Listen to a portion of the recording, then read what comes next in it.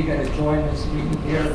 He will call if he's going to join, so I've called him and texted him and haven't gotten hold of him. So just continue, we'll see if he calls. The meeting will please come to order. As we're waiting for Mr. Neely to call on this teleconference, and if he joins us, we'll stop and have him join us. Roll call means there were 6 board members present. Let's stand for the Pledge of Allegiance.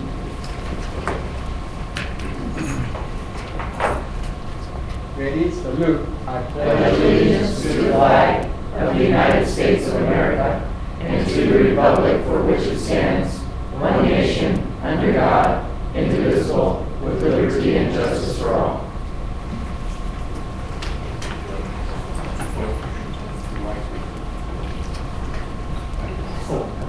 Thank you. Okay, report on actions from closed session. Placement of non-public school students. Ralph Womack, motion. Ron Every, second. That the board approve the placement of non-public school students 2014-15, number 108 to 110, by the following vote of 6-0, 1 absent. KC waivers. Darrell Talkin, motion. Ron Everly, second. The board approved the placement of California High School exit exam waivers for students 2014-15, number 31, by a vote of 6-0, 1 absent. Appointments. Seamus Eddy, an appointment for interim principal of alternative program. Darrell Talkin, motion. Ron Freitas, second. And the board approved the appointment of Eddie as an interim principal alternative program at Turner Academy effective July 1st, 2015 to December 31st, 2015 by the following vote of 6-0, 1 absent. Appointment, program coordinator, special ed. Ralph Womack, motion. Ron Freitas, second. The board approved John Price, the appointment of John Price as a program coordinator for special education effective 7/1/15 by the following vote, 6-0, 1 absent. Appointment interim program coordinator special ed. Darrell Talkin, motion. Ralph Womack, second. And to appoint Jonathan Martin as an interim program coordinator special education effective date to be announced by the following vote of 6-0, 1 absent. That's all to report from closed session. Do we have the superintendent's report, Dr. Washer? We have no report this evening, thank you. Okay. Reports, LPA Facility Master Plan team will introduce the process and provide an update of Facility Master Plan. Mr. Hearn.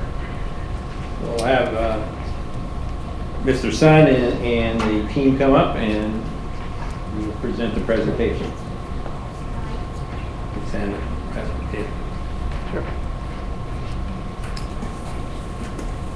President Nava, members of the board, Dr. Washer, I would like to introduce you Jim Kissel and Steve Newsom from LPA, the firm we hired to helping the district develop the long-range facility master plan.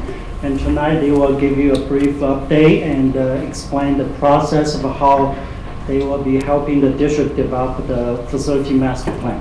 So welcome Jim and Steve. Thank you. Thank you very much for the introduction. My name is Steve Newsom. I'm an architect with LPA. And Jim Kissel, Principal and Director of School Planning for LPA. So should we jump right into the PowerPoint? Okay, I will test my knowledge of your remote. Look at that. Okay, so I'm going to start off with just a little bit of information about LPA. We're a firm that's been around as of this year, 50 years. This is our 50th birthday now. We have about 285 people within the firm, and about 80 people are solely dedicated to education. Jim and I are an example of that. We have, in the course of probably about the last decade or so, we've completed over 40 master plans across the state. This is a map that just shows where our offices are. We have an office in Sacramento, San Jose, Irvine, San Diego, and then that small state of Texas, we have an office in San Antonio. Let's see here, there we go. Okay. This is our core team. There's going to be a lot more people that will be engaged and working on the master plan as we go through the process. You can see Jim and myself, as well as Tony Harris. He and Lindsay Hayward are both associates with LPA, and Tony his focus is more on the technical needs assessment side of the master plan, and then Lindsay Hayward's focus is more along the educational facility planning side. And then we also have a team member, Anne Fang Gagney. She's with the Delinka Group, which is a consulting firm that we have on our team that really deals more with financial and demographic analysis. LPA is an integrated design firm, and what we mean by that is that we have all of the design disciplines in-house, and we find that is extremely helpful when we have architects, engineers, landscape architects, civil engineers, mechanical, electrical, plumbing engineers, all working side by side because we have a much more holistic view, and we put the focus of our clients and their projects center and all contribute to the outcome. And we begin it at the master planning level, working with our entire team. So this is a holistic approach, as I described. There's a few bullet points at the bottom here. I wanted to just highlight a couple of those. This process that we're just beginning now is really the first step in facilities improvement process. The California Department of Education recommends that it's done every 3 to 5 years, or at least a master plan being updated due to changes in enrollment, demographics, and other factors. Really what we're focusing on and the effort that we're putting into it is really data driven. So I'll get to some of that in just a moment here, but the bottom bullet I think is very important here, is that we want to build upon what Lodi Unified has done to date, as well as really kind of the foundation is the district's mission and their strategic plan moving forward. So with that said, the basis of the master plan and kind of the backbone of what we will be doing starts with your goals. The mission statement of educating students for success, and then the district's board goals for 2014 to 15 listed here. Focus on successful academic strategies, focusing on career development and staff continuous learning, continuous improvement of secondary schools, sound budget focused on maximizing student achievement. So those will be kind of the parameters that we're going to work within as we move forward with the process. There are generally 2 types of master plans. And we discussed this in our earlier committee meeting here. The first type is what we're referring to as a focused master plan. It's really more maintenance and repair driven, and it is focused on a budget that is available. The second type 2, is really a long-term comprehensive vision, and that is where we are seeking the input, finding out what all of the needs and desires are within the district, and without that, really that kind of the parameters or the limitations of a funding budget, but we want to hear what the goals are for the long term, and that's the way that this master plan is going to be focused. This type 2 long-term vision. Any questions so far? Okay, good. I'll turn it over to Jim now. So when we're looking at a comprehensive facilities master plan that has the larger vision, there are 4 main components to that. The first is the facilities needs assessment. We want to look at the condition of the existing facilities. We want to see what work you've done in the past, so we'll be reviewing all your as-built drawings as well as other information from your past bond programs so that we capture the work that has been done to date as well as the current condition and future goals for the quality of the facilities regarding their condition. The second component is the educational program vision. And this is where we're looking at how are students going to be learning in the future? What are the educational program goals of the Lodi Unified School District? And what is the impact of those goals to the design of the facilities? The third component is the demographic analysis, and Delinka Group is assisting us with that. There we're looking at where are areas of growth, where are areas of decline, where might new development be happening, or where might new schools be needed, and how does that impact your current school sites? And then the fourth component is the financial analysis. How many dollars might be available to implement the program from the full range of funding sources? And those have three main pots. Your current local funding, which you might have available, which isn't very large in most districts. Any state funding that could be available, and there is the potential of a November 2016 bond. Cash is pursuing that through the initiative process, so there could be a potential for state funding there, and then voter-approved options. Those are really the three main pots of money that we have to look for or look at when developing a facilities master plan. So these four major components come together and result in a master plan proposal for each campus. Once we know the proposal for each campus, we cost estimate that and then work with the various stakeholder groups in the district, and I'll talk about more of that more in a minute, to prioritize the scope to match the dollars available. So the master plan captures the entire need, but then also shows what might be the prioritized projects to match up with the funding available. So you have that roadmap forward into implementation. And that results then in the final master plan program recommendations. When looking at the educational program vision, as a firm, we've spent a lot of time thinking about and researching how students are going to learn in the future. What is the impact of the 5 C's: critical thinking, creativity, collaboration, communication, and community, common core integration, sustainable environments, healthy schools, healthy lifestyles, and the learning styles of different students. Are they visual learners? Are they audio learners, kinesthetic or tactile? And how do all of these things affect the design of the educational environment, both the educational spaces, but more importantly as well, the social and casual learning spaces? There's really an opportunity when you look at a school facility to have every space be on campus have a potential as a learning space, and we want to take that into account and capture that within the master plans for each school. In terms of the needs assessment, this is really more about understanding the condition of your facilities, understanding the cost of making the repair needs.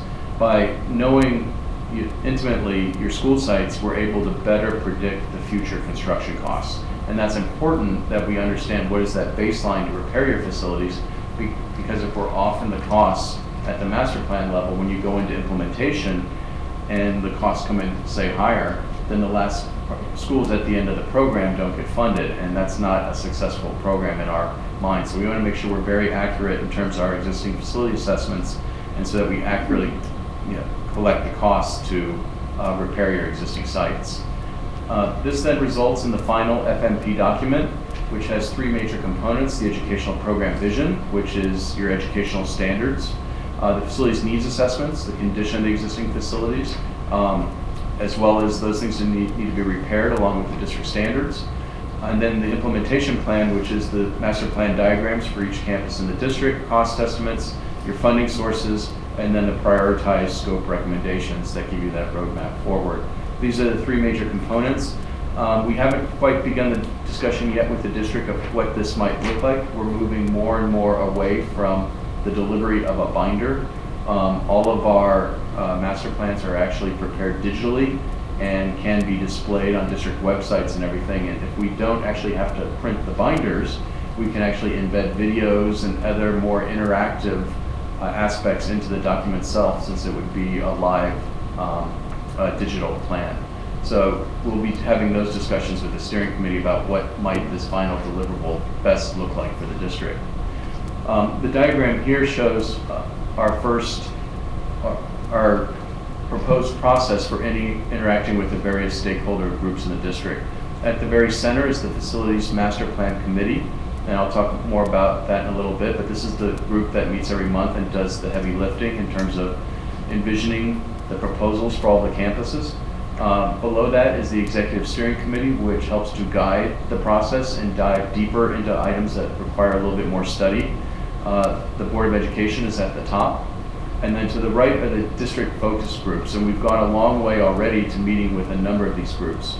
We had a half-day charrettes, which is an interactive meeting with the elementary and secondary program groups, and we've had focus group meetings with alternative programs, special ed, public safety, professional development, transportation, nutritional services, and information technology, already to glean what their needs are out at the school sites.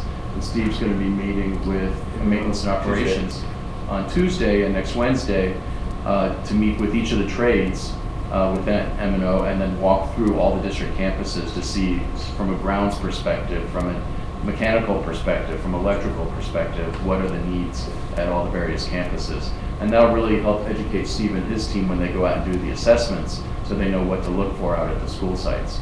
So that's the educational program development and needs assessment process on the right. And then to the left is our interaction with other stakeholder groups in the district.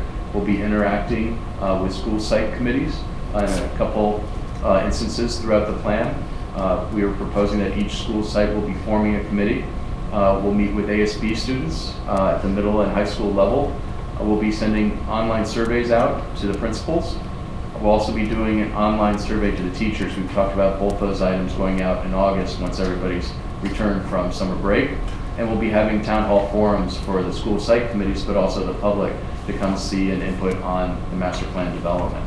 And these we may do by regions within the district. So we're proposing Stockton, Lodi, and other geographic regions within the district to hold those town hall forums. The Facilities Master Plan Committee, this is what we'll be forming over the next month. We're working with district leadership right now. This was our suggested list of participants, but the goal is to have 35 to 45 people on this committee that meets monthly, and almost equally weighted between district and community representatives, because the community representatives become the ambassadors for this process out to the community at large. And our goal is to form this committee in July and then convene the first master plan committee meeting in August. So we're looking right now, the dashed vertical line is where we are today in the process at the Board of Education meeting with the process overview. And the next line down in the orange squares to the right in August shows the master plan committee process starting meeting monthly in August all the way through December, with a draft presentation of the master plan in January to the board, and a final in February of next year to conclude the process. We'll probably also come back to the board sometime in the fall with the educational program vision and program standards so that you have opportunities to input in the process along the way. And finally, as Steve said, master plans are a large part of what LPA does. Educational work is half of the firm's business, represents 50% of our projects. And we thought when doing a master plan, we always develop guiding principles with our clients. I thought in order to communicate to our clients the complexity of a master plan, it was important to us to have guiding principles as well for how we conduct the services. So right here are the 7 guiding principles that we live by when doing a master plan, that it's driven by the people and stakeholders involved. It's research informed with real data, whether it's from program vision or existing facilities condition. It's centered on the learner and how students are going to learn in the future. Exploratory, we want to explore multiple options. Transparent, we want to seek as broad a representation of people into the process as possible, and we want to result in implementable and long-range conclusions. So with that, that's a brief presentation of our proposed process for the Facilities Master Plan. And we're available for any questions that the board may have. Any questions from the board? Yes. Mr. Herbert? I just wanted to go back to the Facilities Master Plan Committee, where it's 35 to 40. So give or take, I'll just go by the 40 number. 20 will be from the district, 20 will be from the community. And how do you envision the selection of the 20 community members? You listed there some suggestions for the district to consider. I would say this would be something that the board and the district leadership would want to decide who are the appropriate people. I would hope that it's people that the community looks to as leaders within the various geographic regions of the district, people that are trusted and that would be good ambassadors, because one of their main roles will be in the future to help explain to people the need and the logic and reasoning behind the district's plan. Any other questions? Well, thank you. Very good report. Thank you. I know that the steering committee has done some work already, and actually, I read somewhere where you needed direction from the board at one time or another, but the steering committee actually will do most of the work and probably give some suggestions and guidance to the board as to what direction we're going to go. Correct, and I believe there was monthly newsletters Yes. that go out that we have the ability to also communicate the progress on the plan. There was one major issue that came up during the committee meeting that had to do with school structure and configuration. At what point do you need to know direction from the board on that? I would say by October, we would need to know, although I thought we had fairly clear direction that we were to consider down the current path. The direction at this point, this board has not discussed that. The direction at this point that was given about 8 years ago was that any new school built would be K-8. And that's what we talked about in the committee, that's what we would be operating under because that's current direction. Unless the board tells us otherwise or that you're interested in exploring other types of options. So that's a huge issue, and it's something that this specific board hasn't really talked about. Correct. Everybody? I have a comment about that, but then I had some questions too. Okay. I see by your calendar, and this is a great presentation, and I might have missed it, but LPA stands for? Our original founder was Leeson Pomeroy, and so it's Leeson Pomeroy Associates. Oh, okay. But it's been about 30 years plus. Okay, Yeah. all right, thank you for that. Person. But I see that the data collection has been accomplished, or it looks, is that, We're still in progress You're still on in it, but progress, we're and- significantly in progress. and the demographic review, the same pretty much? Or? Yeah, we had a presentation of the demographics to the steering committee last week. And so we'll be looking at that further, but we've had the first preliminary presentation. Okay. I'm sure by now you realize we're so unique in so many ways. We're huge geographically. We encompass one entire community, Lodi certainly, but huge parts of North Stockton. And I think our population is fascinating. It's so cosmopolitan and rich in culture and so forth. In regards to what Dr. Washer mentioned about the original kind of direction for any new schools being K-8, I, for one, have more or less changed my mind about that based upon just kind of looking and watching what other districts are doing. And I would really value your opinion on that. Closer to home, the way I started, or kind of re-reckoning, was I have a grandson in the Folsom Cordova district in Sacramento. And to my surprise, he finished elementary school at grade 5. And we were invited to a promotion, like, wait a minute, what about 6th grade? Well, the middle school is 6, 7, and 8. Yes, and I love him dearly. He's a child that I thought immediately, like, no, he's got to stay in elementary school one more year, but he actually is flourishing, loves the individual classes, the focusing, that type of thing. And so that has been very close to home in watching him take flight, more or less, and really benefit from that model. And then when we discovered that we have a problem with the Common Core math, that, again, brought home how I talked to Dr. Washer about this today, the publishers, certainly in Common Core, are making that division between grade 5 and 6. I would appreciate your thoughts on that. You're exactly right. Can I just add that, in the steering committee, we did discuss that, and you did talk about that, so it'd be a good time to talk further on that, the value of the K6, K5.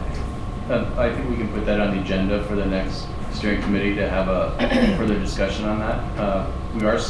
We do see a lot of schools up and down the state, particularly new developments, going K8 for a variety of reasons. The challenge becomes, and what you need to address in the educational program of the K8 is how do you maintain the richness of the middle school experience.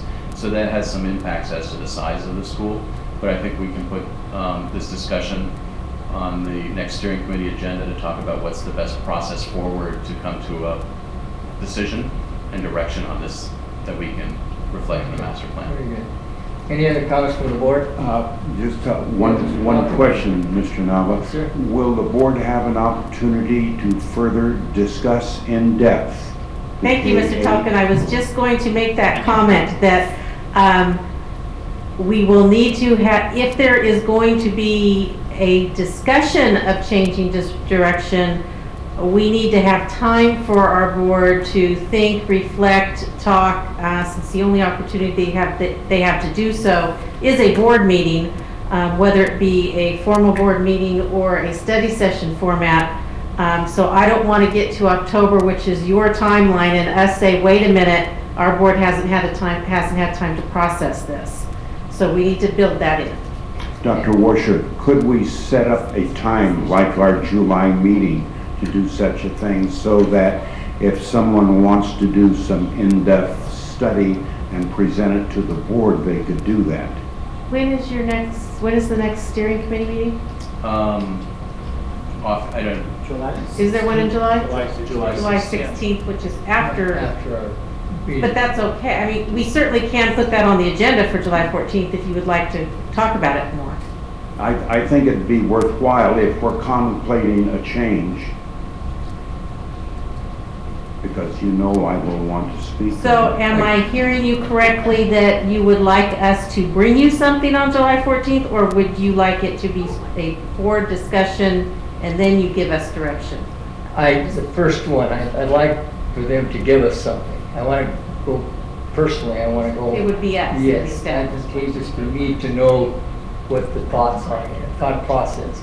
Otherwise, like Ms. Castle, I've experienced at K8 and Stockton Unified, and again, I don't know. I haven't heard any research whether K8 and K6 or whatever is better or not. I don't know that. I'd like to see if, when you bring that information, it has options to it, pros and cons. I think that the ship has already sailed for the K8 model because of so many new schools we built under Measure K. And converting existing middle schools does not work. So I think that I would tend to keep the same model that we already have, K6, 7, 8, 9, 12. For new schools as well, is that what you're saying? For new schools, yes.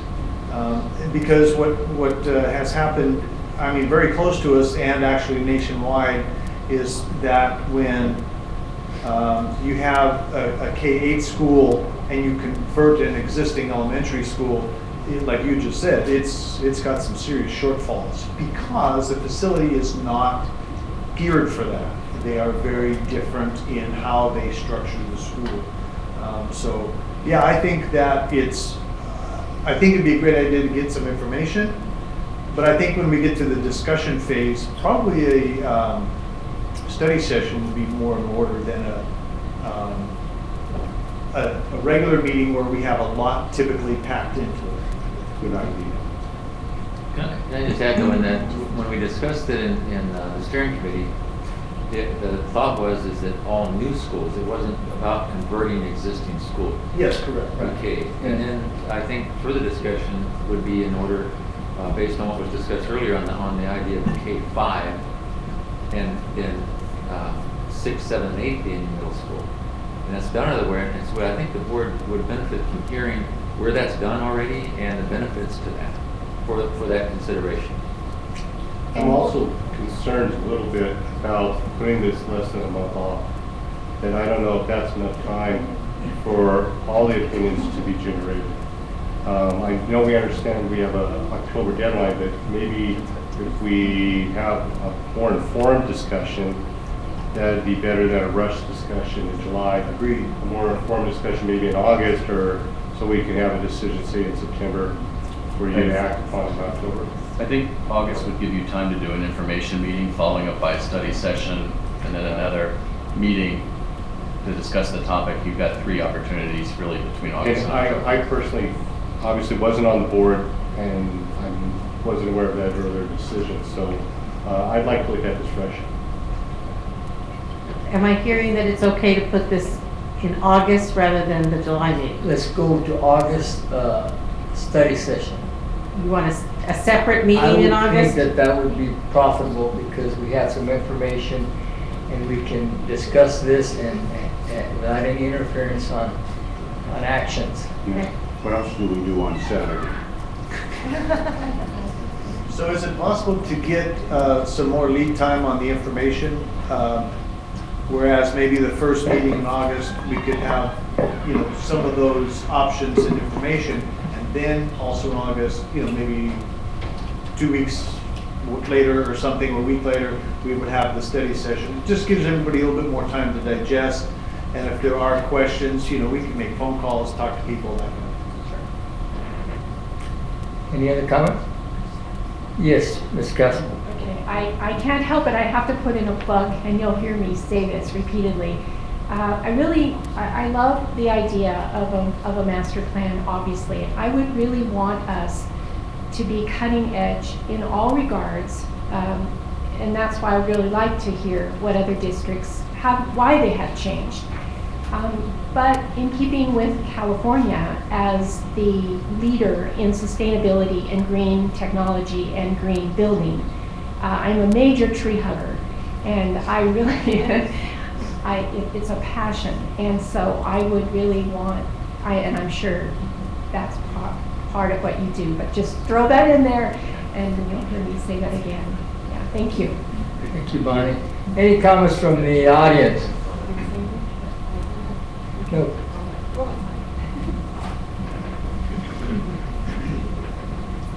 Good evening, members of the board, Dr. Washer. I just want to reiterate that one of the things I'm doing this summer is taking an in-depth look at the next generation science standards and how I'm going to be implementing those in my classroom, and redoing my curriculum to do that. And looking at that, for 7 and 8, you have to go down to 6th grade.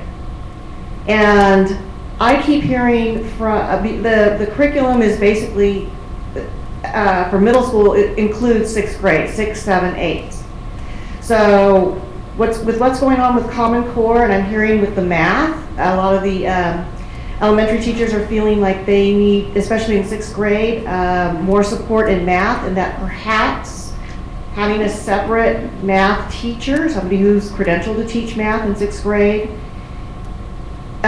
is appropriate. Then maybe we should really be looking at going through the K-5 and then 6-8 model. I really need to say you need to look at the curriculum much more than just the facilities, but what's going on with the curriculum and what we're adopting as curriculum in the state and also nationwide. So that's my 2 cents. Thank you. Thank you.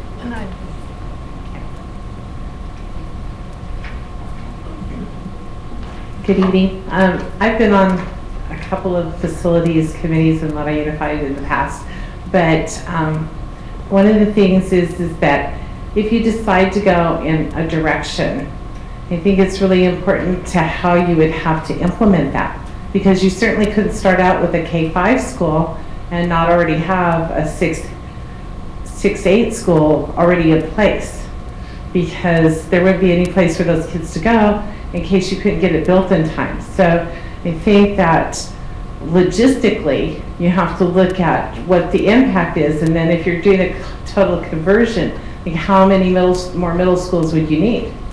Where would you put them? So just want to say, thank you. Thank you, Susan.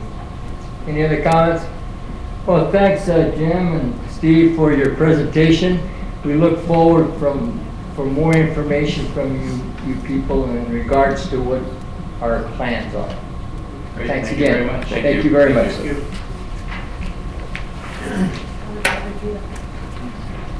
Yeah.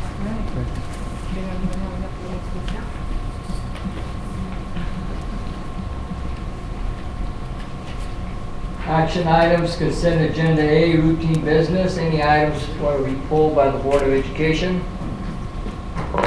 A7 for comment and question, please. A7 for Brian Castle. A5 A5. for a correction. Any others? Any from the audience? Okay, entertain a motion, please. President Knopf, Mr.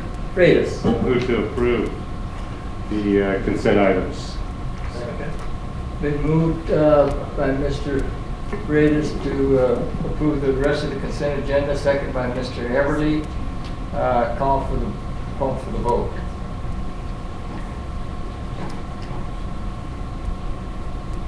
I looked up to see the students and they're not here. No students. Vote six, one absent. Unless Tim's sitting on Okay. All right, Mr. Everly on item A5. Yes, thank you. It's not a major deal. It's just something I noticed that on page 3 there is a correction under consent agenda A. It mentioned removing item A2, but it actually was item A3.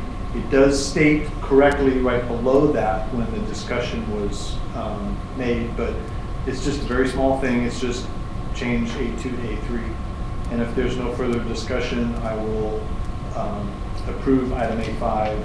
Second. That correction. Thank you, Mr. Everly. Moved by Mr. Everly, a second by Mr. Talkett to approve item A5. Call for the vote.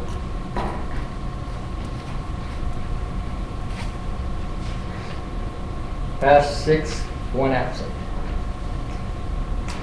Ms. Castle, item A7.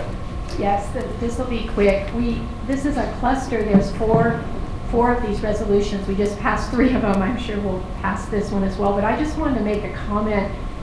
This is part of the California Clean Energy Jobs Act. This was a proposition back in 2012 that 61% of California voters approved.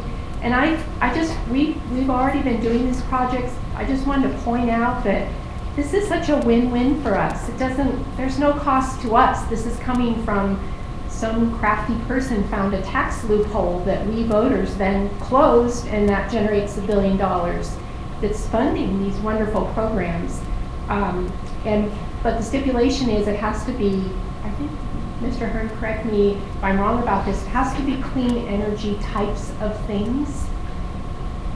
Yes, Ms. Council.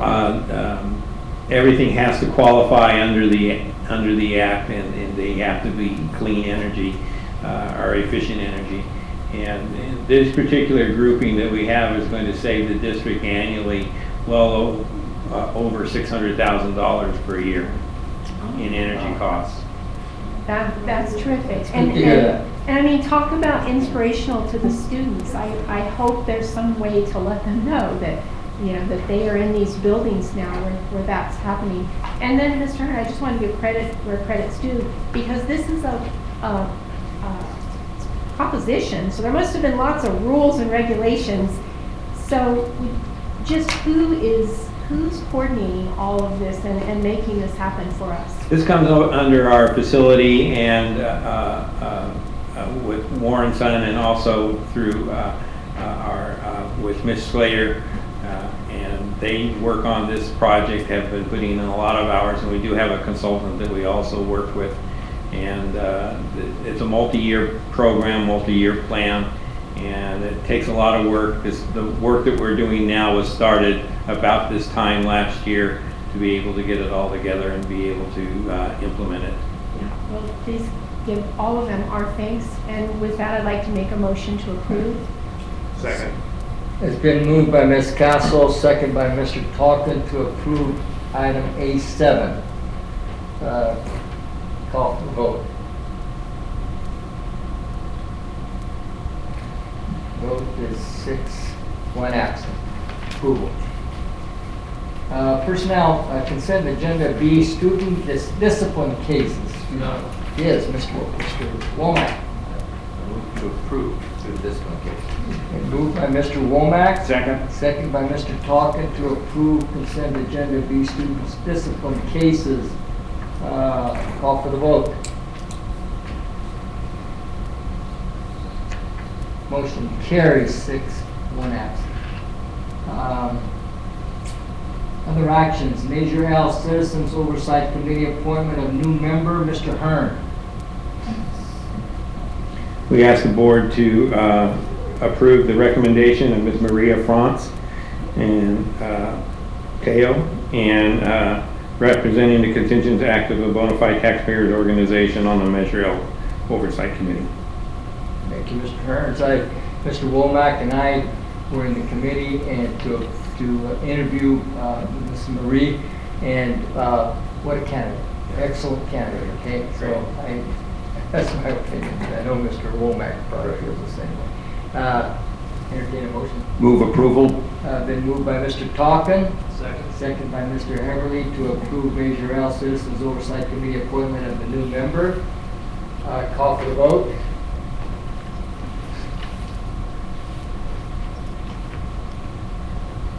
Motion carries 6-1 absent. Approval.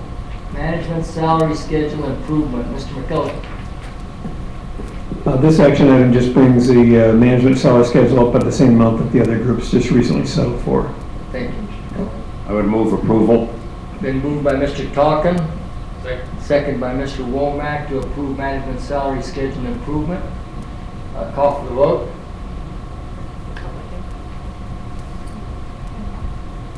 Motion carries 6-1 absent. Confidential salary schedule improvement. Move approval. Been moved by Mr. Talkin. Second by Mr. Womack to approve confidential salary schedule improvement. Call for the vote.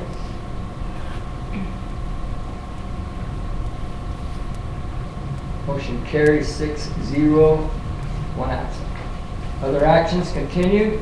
Restoration of board member stipends to level before reduction was taken to address the budget crisis. Dr. Washer? I don't think there's any explanation on this. It's self-explanatory. It's just restoration along with all other things that have been Thank you, restored to this thank you, point. Dr. Washer. Mr. President. Mr. Hibbert? Yes, I have a comment on this, this item. Really, I don't see anybody or have heard anybody on this board that decided to run for the office for the sake of the money. Matter of fact, several have stated that they didn't even know there was a stipend. I believe that it is, at this time, inappropriate to increase the board's stipend when we still have so many needs in the classrooms. An example would be we're short on instructional materials, we're short on technology, on and on. And I don't want to restore myself until they have what they need. So that's my explanation as to why I will be voting no. Any other board comment? Ms. Kessler? Okay, so when I ran for the board for the first time, I did not know there was a stipend. So I didn't expect to earn a dime, and Mr. Heverly is absolutely correct. I'm not speaking for everyone, but I mean, the stipend is welcome, but yes, that's not a primary reason. I didn't even know it was there. However, I'm going to vote yes on this, and here's why. I believe that I'm a great believer in equality for pay, for the recognition that we were the first group actually to take a $75 a month reduction in our meager stipend. We did that with honor, and and with hopes that other groups would follow as they did. And so I just think it's right to restore everyone, including us, and I will vote yes on this. Thank you. Thank you, Ms. Castle. I feel the same way you do in regards to the stipend. I did not know that, but anyway, my personal opinion is whatever I get goes back to the schools anyway. That stipend, kids got a lot of my money on that, and every other organization has. It's okay, just got $100 for the football program. So I mean, this is what I do with that stipend. Okay. Any other board comments? Comments from the audience?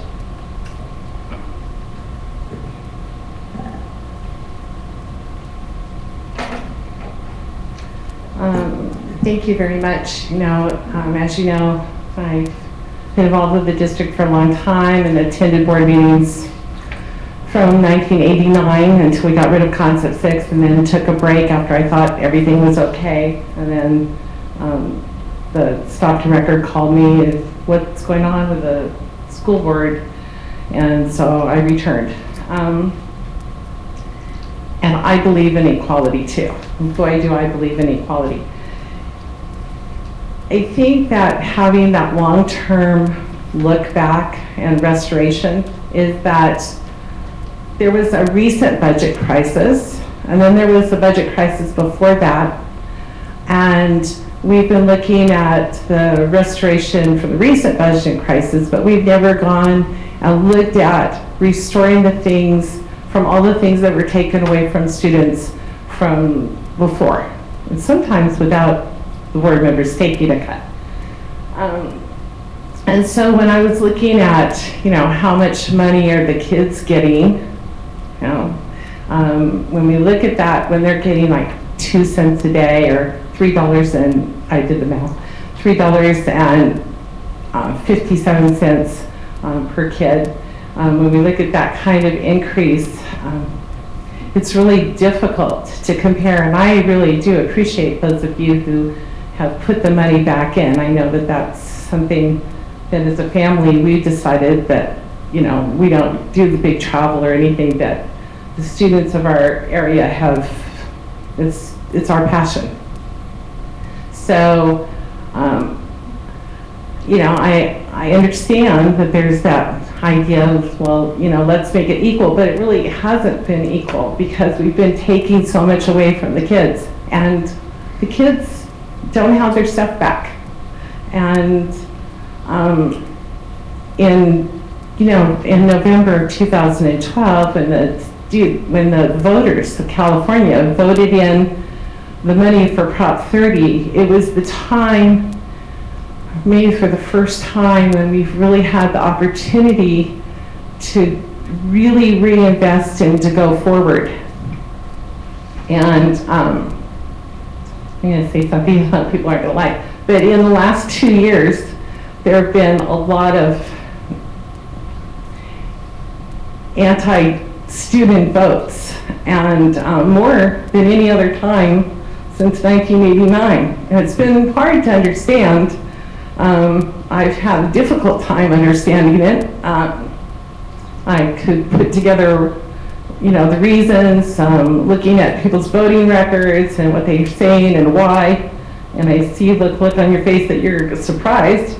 But in reality, the vote is the vote. So I think in the terms of leadership, to say, what is right, and that students come first, even though it isn't a lot, and I know that so many of you do put the money back, and it's really helpful. When you look at a teacher who gets $300 for the year for their entire class, or that you're buying the same amount of money, we could buy 1,200 students laboratory equipment and the current funding formula, those little bits make a big difference.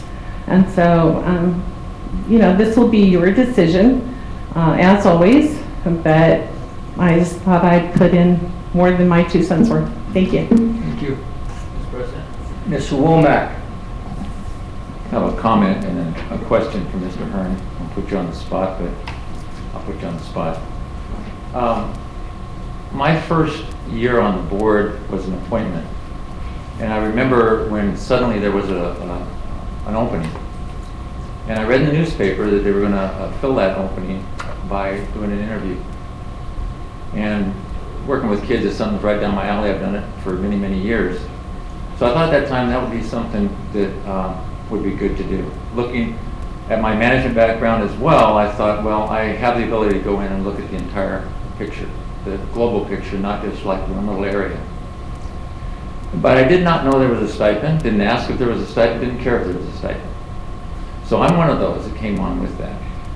So after I got on the board, I fully underestimated the number of miles I would drive, the number of hours I would spend, the number of gas I would burn, totally underestimated all of that. I accepted that. And like Mr. Nava, I donate money back to God Kids and to the individuals. I think I gave your science students a donation as well. And so I'm going to ask Mr. Hearn a question for context. How much money did this board approve to restore wages and benefits for the district last year? Restoration, a little over $14 million. 14 million. And how many did we just approve this year? For this, well, it's varying, so off the top of my head, probably somewhere between this area of $7 million. Do you agree, Mr. McCulligan, for this year? You mean in the basis? If I had my spreadsheet, I could give you a guess, but right now I don't want to guess in a public forum. I really. And that Probably it's an $20 million or more. Right. So context is that I'm trying to look at the $6,668 that we're looking at restoring here and seeing what an impact we can have on the budget for other things. So what would $6,668 do for us that we can't do right now?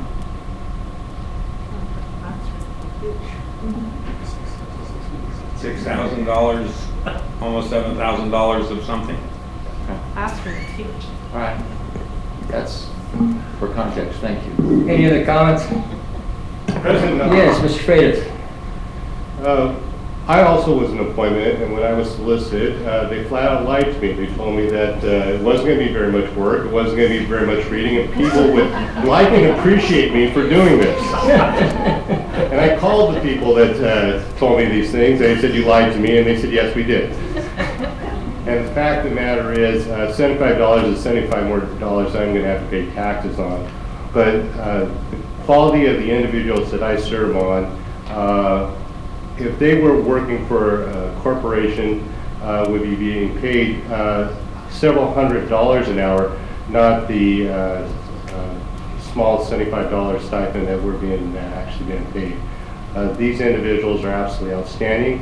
I know that there's easily 3 hours of preparation behind every hour of meeting time that's going on, and the dedication that these individuals give outside of meetings with school functions, school resources, honoring our employees, honoring our students and staff is absolutely unparalleled. And the dedication that these individuals give for $775 a month over the 30,000 students and employees of this district is just absolutely something spectacular. And if they want to do this, then damn it, I'm going to support it. Thank you for your comments, Mr. Freitas. Board wishes. I move to approve. It's moved by Ms. Castle, second by Mr. Womack to approve the restoration of board member stipends to a level before reduction was taken to address the budget cuts. Crisis, rather. Call for the vote.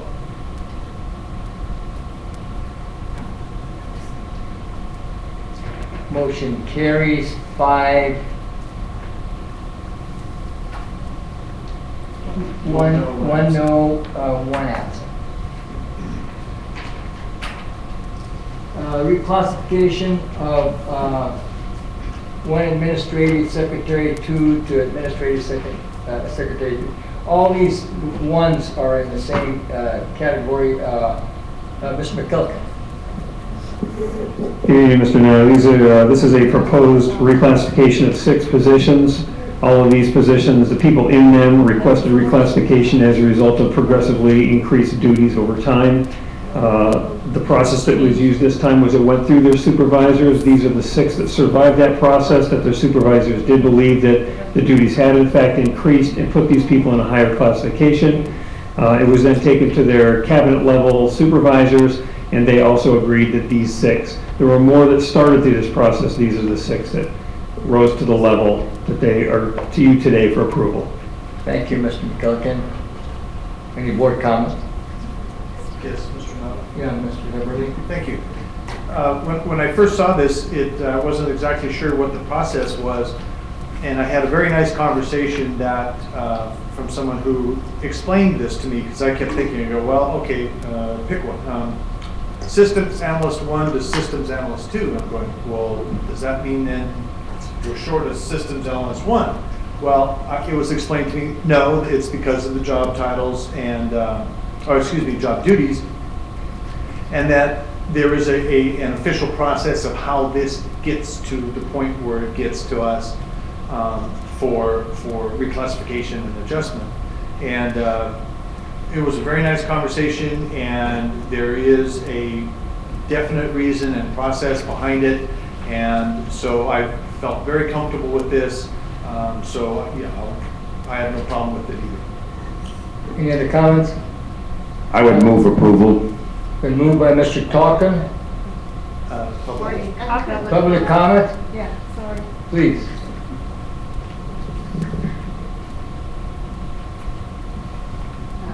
President Nava, board members, Mrs. Washer, I am sure that these people have increased their duties and a change in position is necessary, but I just want you to realize one of the positions is a pretty significant increase. It's $1,000 a month, over $1,000 a month, and teachers are constantly being asked to do more and do more and do more, and we finally got a raise, not having a raise since 2008.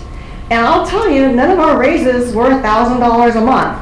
So I understand, I appreciate what some of these people do, but some of these reclassifications in context is very hard for me to swallow.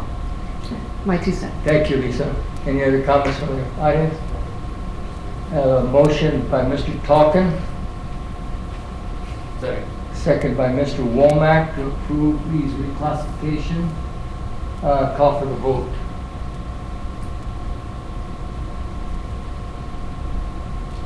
Motion carries 6-0, 1 absent. Local Control Accountability Plan, LCAP. Ms. Kostowski, you got the stage today.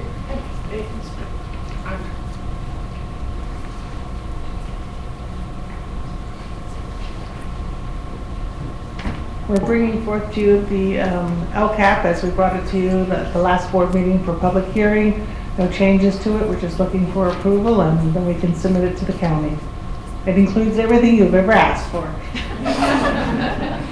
Thank you. Thank you. No, it hasn't. Thank you, Ms. Kostowski. Board comments, wishes, Just a clarification. clarification from Mr. Heberly. Just a clarification. When we had the study session, I believe on April 29th, is that when that was?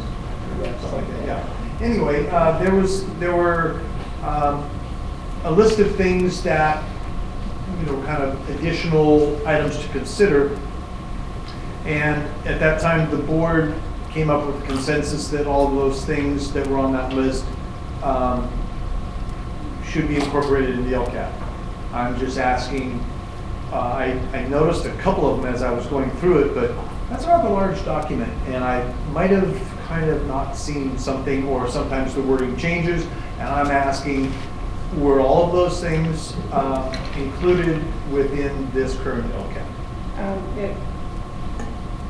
Yes, if my memory serves me correctly, we did include everything. I'm going to just interrupt you. Some of those, I'm sorry, some of those things were not necessarily had to be in the LCAP, Right. but they are in the budget. So like the intervention, we took it out of the Title Positions I. Yes. So we managed to accomplish all of those things, but may not be included in here. Okay. One further question. There was a discussion that evening also about Read 180, and we had a subsequent report on that. And I just want to make sure that kind of where we've discussed things, Read 180 is going to go forward in that manner. Mr. Hebley, members of the board, that also is a funding source outside of the LCAP. Okay, very good. It is federal funds. So to piggyback on that, then, to continue my question on Read 180, it was also discussed and consensus was actually not just the 29th, but before that, when we were initially talking about expanding Read 180. The discussion was then to make sure that if Read 180 is in fact as important as a program as the board felt that it was, is that that those positions do not impact the school, in that those positions would be covered so that they're, I guess they used to call them above formula or whatever, and we've subsequently found out that some are impacting the school negatively and some are being funded, and I just want to make sure that as we were told that they will be funded in its entirety and not detracting from the school staffing ratio. We just met with all the principals last week and discussed their needs and shared their data with them. And they are sharing back with me their implementation plans, and some of those are including resources for staff. We haven't made those decisions yay or nay yet, but our guarantee is that it won't affect it won't be pushing other class teachers up to higher numbers. So we are working on a solution for that. And it all comes out of Title I, that 15% that we were using for Title I. Sure. Because that's where we're funding the Read 180 from. And the reason I'm bringing it up is because in discussions with some middle schools, that they have a very limited options for electives, and in some cases, I can't say all, but in some cases in middle school, that Read 180 position or positions cut into their staffing so that they can't offer as many courses as they would otherwise. And that's a real concern, and that was not the intent of the board, and I'm just bringing it up so that we know that our Read 180 dollars are going to Read 180 and not affecting the other students of the school. Middle schools and high schools that needed additional FTE, we provided those to them to make it work in their schedules. If there is a middle school that is having a severe problem, they should talk to me because we can work that out. Very good. Okay. So, thanks. Thank you, Lisa. Thank you. Any other comments? Ms. Castle? I know this has been so much work from so many people, and I think we did really well last year, thanks to the efforts of everybody that worked so hard on last year's plan. We built on that plan. We got another solid plan in place, and just thank you. I know it just the document alone is daunting when I think about what it took to just produce that, and all the planning, all the meetings. Thank you so much. Any other comments? Board? Public comments? Sure.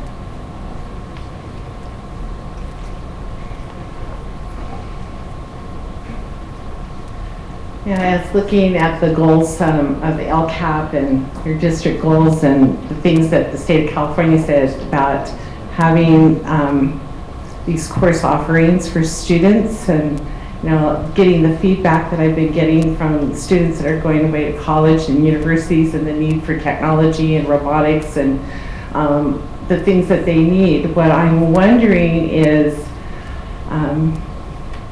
what kind of help do you need for us to move forward on that? I'm just looking at what could we do, or, I'm a worker, so, if you have something that you needed done, that we could do, that we could move forward so our kids could have these opportunities, I'm just looking for a way to make these things happen for our kids. And so I guess I'm offering to help. I don't, whatever help you need, whether it's, helping to find a way to write a course description or doing research to find out how much it would cost to bring in a robotics program. I'm just willing to do that. So, so just let me know.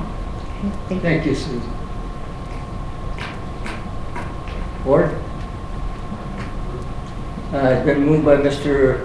Womack.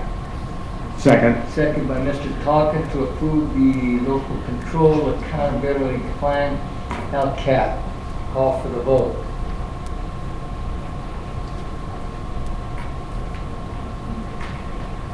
Motion carries 6, 1 absent. 2015-16 budget adoption, Mr. Hearn. Thank you, President Nava, members of the board. Just a little bit of an update on the budget. On June 15th, the legislature did pass a budget. It's slightly higher than what the governor has proposed. I have read an article that the governor and the legislative body has come to an agreement on a compromise. There will be a change to the actual legislation for that compromise. However, no details were available at the time that I read this. So we'll see what it is. We are presenting to you the budget as presented at the public hearing, of course, with the caveat that we are coming back on in July with a very large change to that budget with the changes in our labor costs. Thank you, Mr. Hearn. Board wishes. Approved. Been moved by Mr. Womack, second by Dr. Talkin. Dr. Talkins to approve the 2015-16 budget adoption. Any questions, comments? Any question, comment? All right, call for the vote.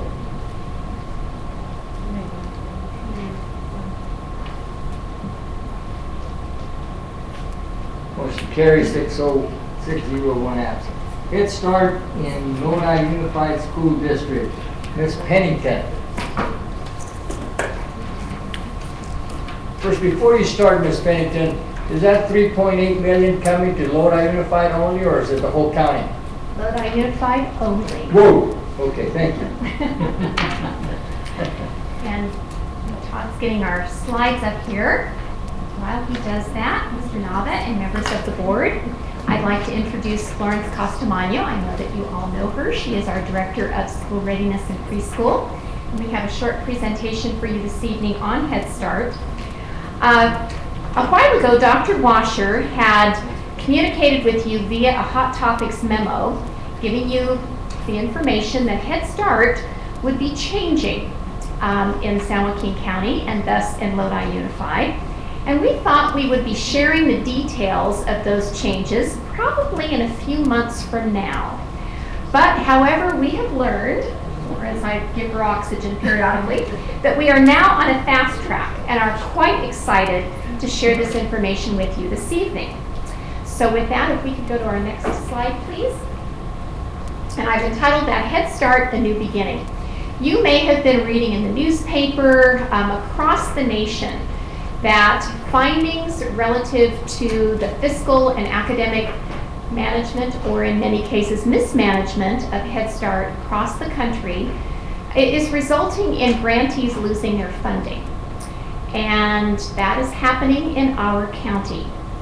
Thus, new organizations and entities have been invited to submit grants to become Head Start grantees. And we're pleased to formally announce that the San Joaquin County Office of Education was successful in this endeavor, which means Lodi Unified and other districts in the county are eligible to become direct providers of Head Start services and programs for children who qualify within the school district boundaries. Now, you all know that we've had Head Start programs in our school district for many years. They exist both on our school campuses and in community facilities within our district boundaries. We have partnerships with them, symbiotic relationships in the past. They do facility use agreements with us, but we in no way have managed or administered Head Start. That is all going to change. It's really quite exciting because, as you know, we have a very high quality school readiness and preschool program, and we are about to bring Head Start under that umbrella, under Mrs. Costamagna's direction and her department, which is going to just change, we believe, for the better, the quality of service, the consistency of program, and we will be complying fiscally and programmatically with the federal government. Next slide, please. And if I may, as we're turning to that slide, Mr. Nada, as you pointed out, we are going to be completely, fully funded to the tune of about $3.5 million for this program. So Mr. Hearn will not be having that conversation about quit, encroaching on the general fund with us. So we're proposing in 2015-16 26 Head Start classes. These classes have been, the classrooms have been in our district last year, 5 years ago, 8 years ago, whatever, but they've been under the management of another agency. This grant will allow Lodi Unified to pick up those classes, provide services for 520 students, ages 3 to 5, that year before kindergarten, the 2 years before kindergarten, depending on the number of 4-year-olds in any given year, the number of 3-year-olds in any given year. These children will be housed on district sites in the existing portables that have been used by Head Start previously, and also in some community facilities. This is involving some significant coordination with facilities and planning, food services, technology, and other district departments who have been absolutely awesome in helping us make this a reality. All staff must be hired, teachers, paraeducators, classified staff, and administrative staff as district employees. Previously, Head Start staff have been employees of the nonprofit that they worked for. So when we take on the program, we will have our staff hired and working with our children in these classrooms. Currently, we have in our department, school readiness and preschool, 21 classrooms, 21 teachers, and that, for licensing purposes, means 27 paraeducators as well. There are 3 secretary typists, there are speech therapists, counselors, nurses, health clerks, custodians, and food service staff who provide student support. Director worked at 207 days, and the assistant directors, there were 1.5 positions to manage these programs, meeting the existing regulations. Next slide, please. We showed that. Question on that for this Stuart. You won't know what that's like. Is there an increase or decrease in teachers from the past on these positions? This slide represents the positions that we have now for our in-district state preschool, school readiness, first 5, all of our current preschools. We show that to you so that we can demonstrate to you how much this program or this department is about to grow. So this is what exists now, not including Head Start. The Okay. next slide is what we will add to that. Oh, yeah, there you go. Thank So, so the point being that we are more than doubling this department's responsibility. So this is big. So now, as you can see, the slide is titled, including the previous slide, we will add the new Head Start staff. That will include 26 new teaching positions, the equal number of paraeducators. We will have to increase the number of typist clerks, attendance clerks, account technicians. As you well know, any program that comes from the federal government requires a lot of data and entry, information entry, so that's what's represented there. Program support, we didn't go into a lot of detail with this, but that actually is 4 certificated positions. Additional time from each of our support staff listed there. We just had a meeting today with food service because meal transport now becomes a big issue. We have to provide the meals for the children. The previous agency actually provided the meals for our kids on site, so that's going to change. We will increase the director's number of days from 207 to 222 and add 1.5 additional new assistant director positions. This essentially represents what we're replacing in the management and disposition of Head Start from the other agency. So as you can see, we're going to have quite a robust preschool department. Pretty exciting, exciting times coming, and Florence and her team have a lot on their plate and need much help to do that. Next. I just thought it'd be easier if I asked now. Is that all right? Oh, please, please. I'm looking at the previous slide where it says, what we have currently, and then this, okay, and then this slide right here. So, 2 questions. We're going to take, let's just take the very first line, 21 teacher positions currently. We're going to take them and make them Lodi Unified? No. We currently have 21 preschool teachers in Lodi Unified that are state preschool, etc. Correct? First 5. And first 5. Okay. We are going to add 26 Head Start positions. So now under the preschool school readiness Head Start department, we will have 47. Thank you, Mike. My brain was working. 47 teachers in that department. Right, and my point is 26 of them will be brand new. Yes. Correct. 21 of them will be existing Lodi Unified School District employees? Correct. Okay, I thought maybe they were actually working for a different, like you said, that nonprofit, that other agency. No. Okay, I kept thinking, where are we going to find those? Sure. Well, we're going to get to that in the next Okay, slide. very good. But I will mention this to you. Currently, gosh, I lost my train of thought about these new positions. I'll come back to it on the next slide. It happens to me all the time, Kathy. Thanks, I know, this is why I have to retire. That's what you call age. I know, no. Okay, so this last Saturday, I spent the day along with some of my staff at the County Office of Ed. They hosted a job fair. The job fair was advertised from basically Sacramento County down through Kern County and from the East Bay into the foothills. We have, because in addition to what Lodi Unified is picking up, Stockton Unified and other entities are picking up the other Head Start slots that had been funded by feds previously.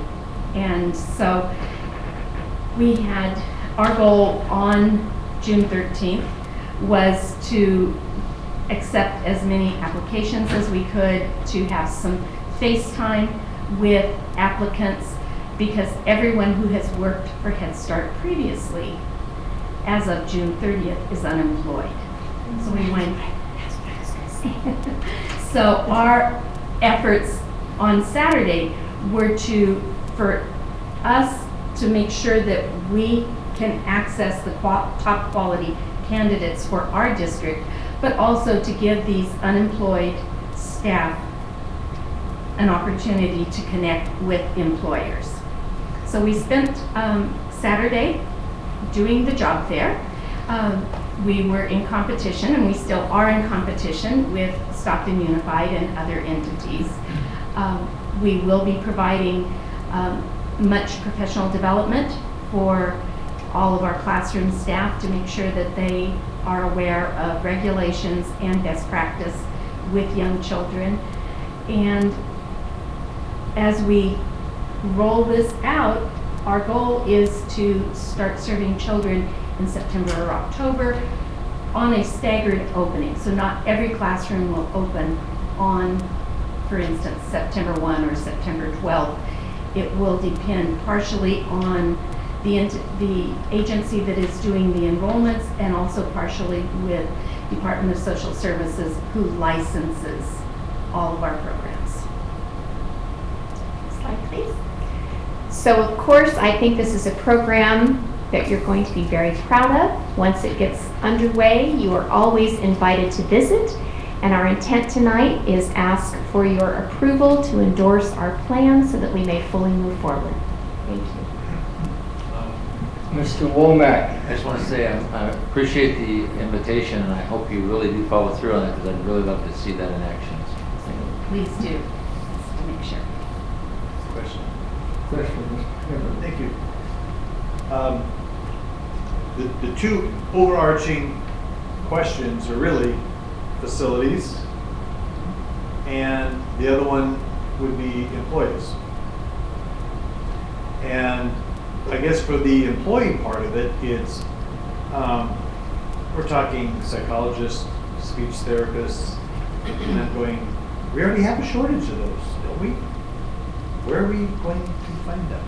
Our psychologists and speech therapists, etc., are already serving Head Start children in Lodi Unified. That was my hope. Very good. Because if we have to go out and try to get more, we already have a lot of positions that we need to try to fill that are non-Head Start. So that was kind of a real major concern of, okay, well, it looks great, but how are we actually going to make it operational, because you need bodies? Those 520 slots that we're going to be serving in 15-16 were in Lodi Unified as children that will be in kindergarten this year, but were in Head Start last year. And so a similar percentage we're already drawing from our special needs. Excellent. Thank you. I'm excited about the opportunity you're giving to these youngsters and families, you know. It's a great thing. I thought Head Start's a great thing. We're getting the money. You don't have to be too concerned about anything, and you're taking care of those people. Plus, we're employing 26 new people in their district. Any other comments? Yeah, Ms. Castle.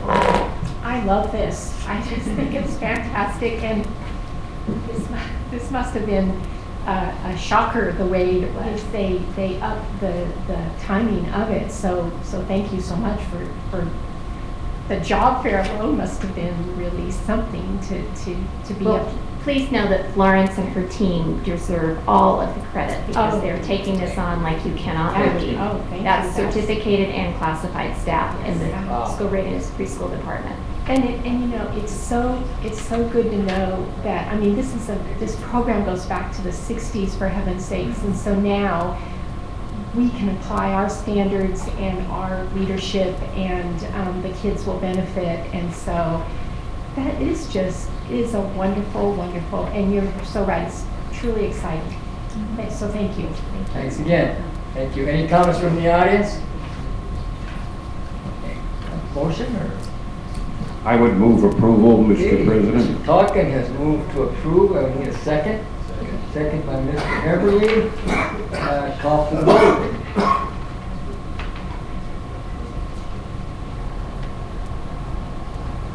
Motion carries 6, 1 absent.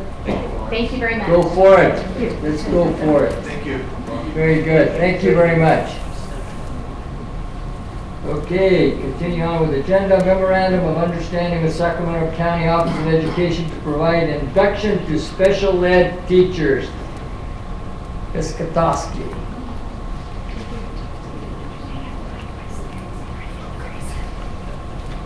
No presentation, just. Thank you.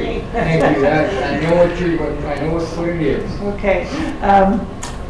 In April, when we had our discussion about providing beginning teacher support, BITSA, which is now changed to induction with the new law, we began to work on finding a way to deliver special ed services, our teachers of special ed services, a way to clear their credential. And so we've contracted with Sacramento County Office of Education to do that for our special ed teachers. As of right now, we haven't heard back that our program that we revised has not been approved yet. So rather than wait, we're moving forward to make sure that we provide them services. Thank you, Ms. Kotowski. Any comments? Yeah, Mr. Everly. On the cover sheet of this item, it doesn't have funding. So is there a need for funding? It's through our LCFF funds. BITSA is part of one of the line items that we did in LCFF. That's one of the reasons why, see, I slipped and called it BITSA. That was the funding source, and when they eliminated BITSA, they eliminated that funding source, so they're changing it back to induction. They eliminated BITSA, but they still had the requirement. Correct. Okay. For the teachers. Correct. Now, I saw it was $1,800 per. Right. For 2 years, each year. For 2 years, and that's the district. The district will pay Sacramento County Office. Do we have any idea of how many people that would be? 28? We're thinking that right now we have, I think, between 10 and 15. We're working with personnel to make sure. And with new ones, we don't know yet because we haven't had our new teacher day to figure out how many new teachers we have. Great, thank you. Thank you, thank you. Very outstanding. Ms. Gassel. Ms. Kotowski, no, you're fine, but I just want to make a comment that this is a perfect example of how people were mad at us. They came and talked to us, and we listened, and you listened, and you have come through with this plan, the cabinet, and so it's just a night for saying thank yous. Absolutely. Any other comments? Board action? Any? Board members? Okay, been moved by Mr. Second. Womack, second by Mr. Tonkin, that we approve this memorandum of understanding with Sacramento County Office for our services. Call for vote. Motion carries 6-0, 1 absent. Personnel matters. Don't rush to it, gentlemen. I want to hear Mr. McKillen. Would you like to introduce this, please? Mr. Nava, Yes. routine personnel matters are presented for your approval. I think we're done. Motion to Yes, Mr. Everly has moved to second. Second. By Mr. Tonkin that we approve personnel matters. Call for the vote.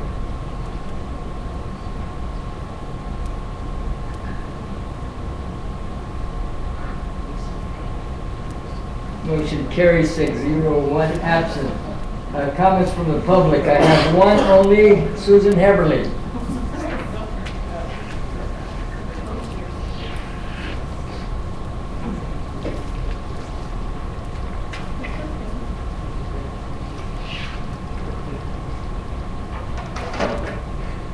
Good evening. Okay.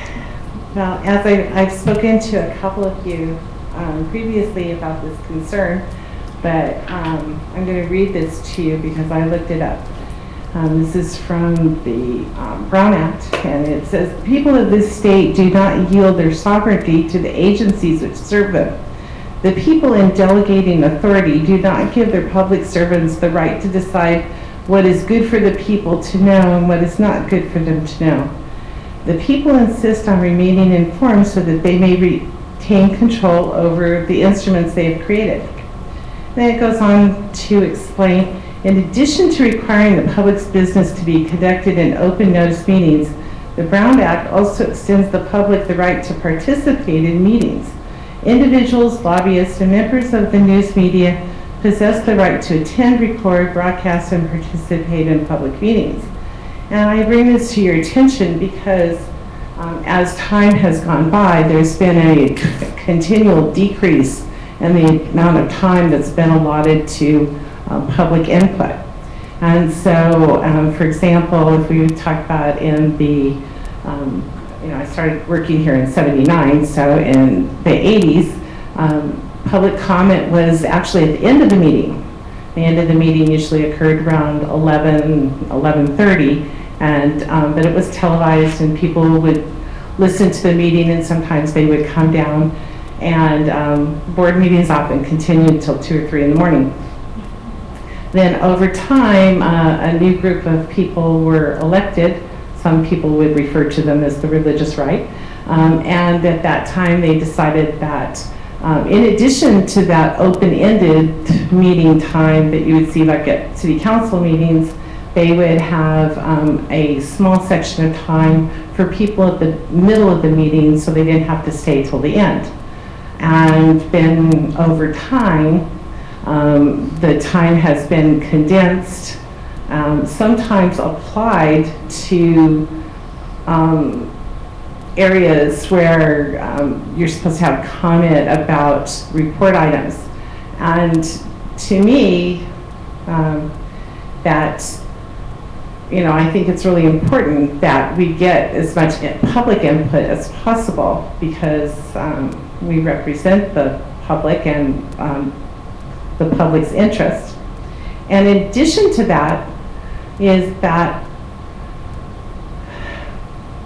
if we just have the information that's here and we don't have the breadth of information that other individuals can bring to the table, then perhaps we won't be making the best decisions because we don't have all of the information.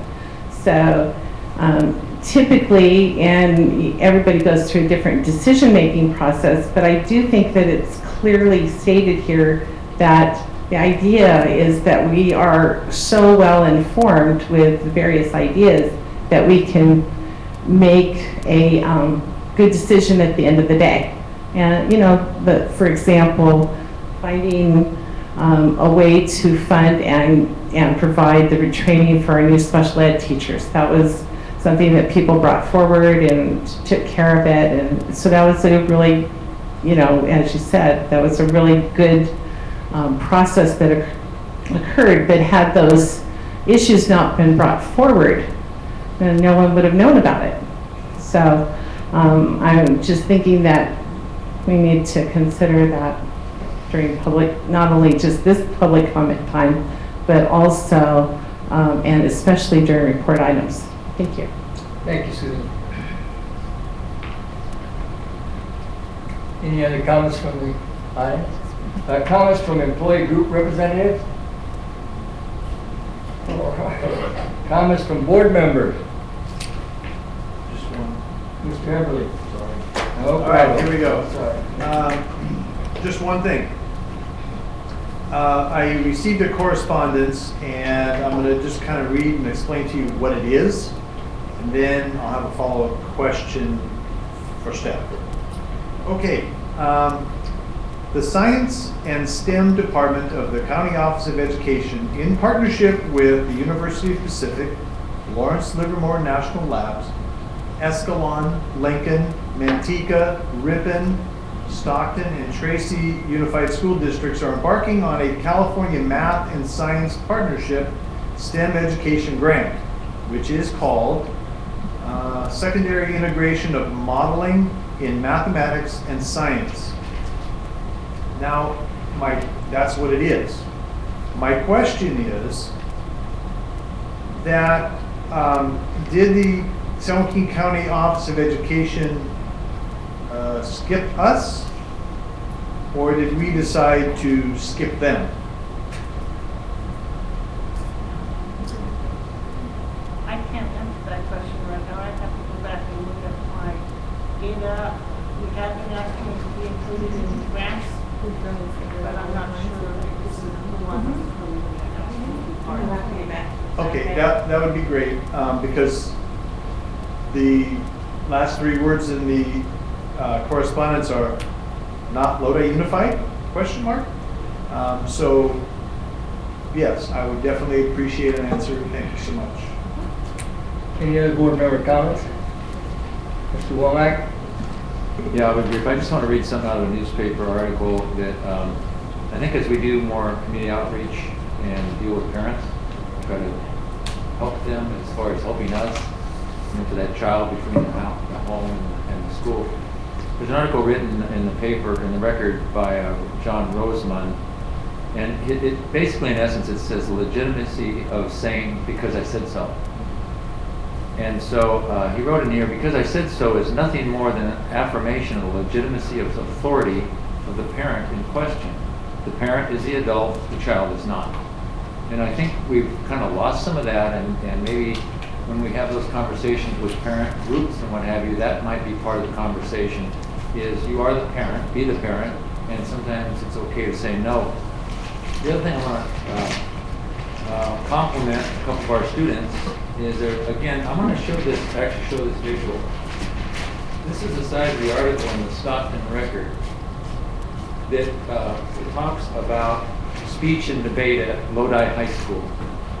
Lodi High School students Jocelyn Howard and Carrie Baumbach practice a speech, and they're competing in a dual implementation, a nationwide tournament in Dallas, Texas. So two things is congratulations to our students, and secondly is I find it interesting that Stockton will, in fact, whenever it comes to their attention, they will cover Lodi schools and the good things we're doing, and yet the local paper here will cover golf, which isn't even in this county, and will not cover good things that are happening at Bear Creek and McNair. That's all I have to say. Thank you, Mr. Womack. Any other comments? No comments? I have no comment. Motion to adjourn? Okay. Motion to adjourn. We adjourn and announce that we are returning to closed session.